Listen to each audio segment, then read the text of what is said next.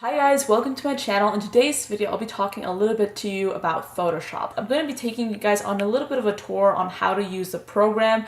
I do love using Photoshop. It is the only editing software that I use for my photos. I think it's amazing, but I do think that sometimes it can be a little bit intimidating when you open the program and you've never used it before and you don't know how to use it to its full potential. In this video, I'll be taking you through a few different ways that I like to use Photoshop. I'll be showing you a quick way to edit a photo, and I will be doing more Photoshop videos in the future, specifically on how to edit like portraits, how I edit my makeup photos, how I edit like different kinds of photography using Photoshop. I'm just going to give you guys a rough overview on how to use Photoshop, my favorite tools in Photoshop, and give you guys an idea on how to take an image and how to edit it using the program. So hopefully when you exit this video, you'll be able to open the program and use it more comfortably, more confidently, and not feel intimidated by all the different things that Photoshop has to offer. So I hope that you enjoy this video. This is going to be a pretty informative one. So if you ever have wondered about Photoshop or how to use it or what to do with it, then keep on watching. Okay guys, so this is what the Photoshop program looks like when it has a photo open. As you can see, I already have like some projects I'm working on right now. These were for some photo shoots that I did this week. But this happens to be a photo that my mom took of me when we were in Ukraine. And I'm just going to take you through the process of me editing this photo. It is going to be a super easy edit because this is one of those photos that really just doesn't require a lot of editing or retouching. And usually I don't like to do a lot of editing, but for my photo shoots, I like to do more editing, but for Instagram, I just like to keep it a little bit natural and a little bit more simple, especially when it's just me. Let's start off with some cropping. So right now I'm on the move tool, and this is usually like my resting point because like the move tool is pretty basic. I mean, you can just use this to move your image like I did right there. So yeah, it's pretty simple. So when I want to crop something, I just press the crop tool, which is located right here. And what you can do here is you can keep it at the original ratio, or you can use a lot of the dimensions that they have to offer right here, but I usually prefer to keep it at the original ratio. So here's how you crop an image, and I'm just going to crop it just a little bit, but you basically take your mouse and you take it to a corner, and since it's locked in the original ratio, you don't have to worry about it being weird, but I'm just going to drag it so it's kind of like this, and this way this photo looks a lot better because it's kind of like a little bit more organized. It's more balanced. I feel like it looks a lot better right now. So that is cropping. This is the layers panel right here. As we continue with this editing process, you will notice that there will be many layers stacked onto this layer 0 point right here.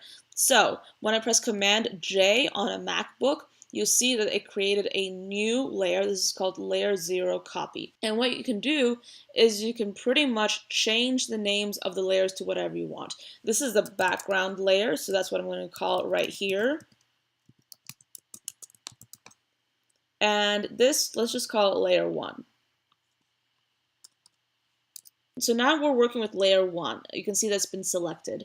You can only work with a layer if you click the layer that you want to work on. Also, here's another thing. These eyes basically change the visibility of the layers. So if I take both of these eyes off, the image pretty much disappears. But if I press this eye, then this eye, these two layers come like back into visibility. So it's kind of difficult to explain because these two layers are exactly the same at this point. So that's why you don't really see a difference, but just know that these eyes control the visibility. So if, for instance, you take these eyes off and you end up with this image right here, then if you save it, you'll pretty much have like a blank image. But if you save it like these, then you will have these images saved. Does that make any sense? I hope it does. First, we're going to talk about this little section right here, which is called brightness and contrast. You just click it and see what happens. You get a new layer, and this is a layer just for brightness and contrast, and it's pretty basic. You can just essentially just change your brightness and your contrast. If you choose a negative number, then you get less of that effect. If you choose a positive number, then you get more of that effect right here. What I tend to do is I tend to be like very natural. I don't tend to like make it too obvious that I've edited a photo. So in this little tutorial, I'll just keep it at maybe like a 25 of contrast. And for brightness, I'm not sure. Let's just fiddle around with it and see what looks better.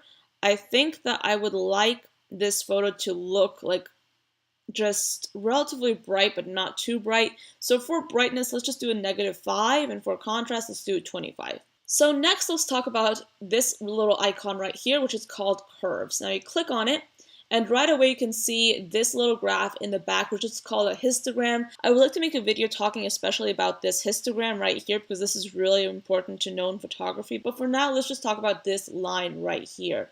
So what I'm going to do is I'm going to take this line right here, I'm going to click on it, and I'm going to move this up. And you can see that this makes my image brighter, right? And if you take a lower section of this line, you move it down, and that adds some more contrast. You can just move this around, you can play with it, and this creates a variety of different effects.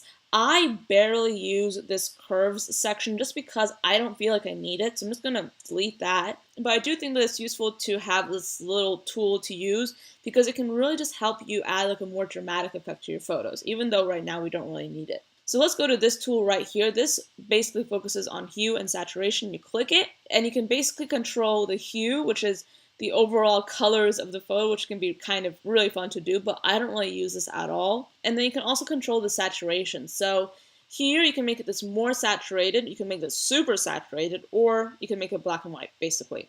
I'm just gonna keep it at maybe like a, I don't know, let's try 25, because I want the colors to be brighter in this image, but I don't want it to be too much. You can also change the lightness. You can pretty much make it white, or you can make it black, or you can just sort of like, make it more subtle. But this is also going to be at 0 because we do not need it. Something that I find to be pretty cool in this section is you can actually go in and adjust the saturation for specific colors. For example, you can choose blues, and you can increase the saturation of all the blues in this image, or you can decrease it, right?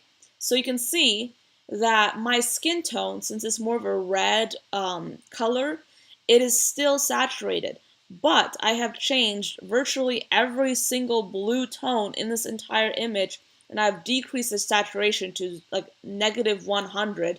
So it looks like the sea is kind of gray, and the sky is kind of like a gray color too. So you can always just change this around, but I want to keep it at a +10 because I really want to like increase those blues in this image. But like I said, I don't want it to be too much. If you want, you can also change my skin tone, which is going to be at the reds, because you can see like this is what it looks like. This is -100. This is +100. I don't really need to adjust my skin tone. I feel like it's good the way it is, but that's just a useful thing to know. And this can actually just really just help you a lot. So if I want to completely change the color of the ocean, which is something you can do, I'm not going to really keep it like that, but I just want to show you, you can go into hue and you can move this around to basically change the color of the ocean. You can move it to like a magenta, which is really cool. You can move it to a red or a green. Okay, excuse me, that is very rude. Or you can just, I don't know, play around with it. This is really fun to do, especially when you're doing like some sort of still life, when you're doing pop art. I don't really use this a lot, but I like to keep it at 0, so there you go. But I like to use the saturation, and I like to use individual colored saturations, if that makes any sense. Last but not least, I want to talk about color balance. Now, if you ever want like a more cool tone image or a more warm tone image, if you want more of a red kind of image, if you think your image is too green, this is what you need to click on, because color balance will literally save your life sometimes. Right now, everything looks good in this image. I don't think I need too much color balance, in this image, but I want to show you and I want to kind of tell you like what this is all about. So, if I want to make an image more cool tone, I click on this area and I move this cursor so it's like towards the blues, right? So I make it more cool tone and I can make it like look kind of bluish purpley. However, if I want to make this a more yellow tone image, then I move it like this. So it's more yellow tone. This does not look good for this photo, but it can look really beautiful for some other photos. Sometimes, if you want, you can combine effects. You know how red and yellow, they make orange? Well, you can combine the red effect and the yellow effect to add a little bit of orange light into your photo. This kind of makes it look a little bit more vintagey. It looks a little bit interesting this way, which I kind of like. However, for this, I kind of want to keep these at 0 because I don't need any kind of color correction for this image. While we're at it, let me show you again some greens and some magentas. This is also kind of fun. And this is a cyan, so then you get that.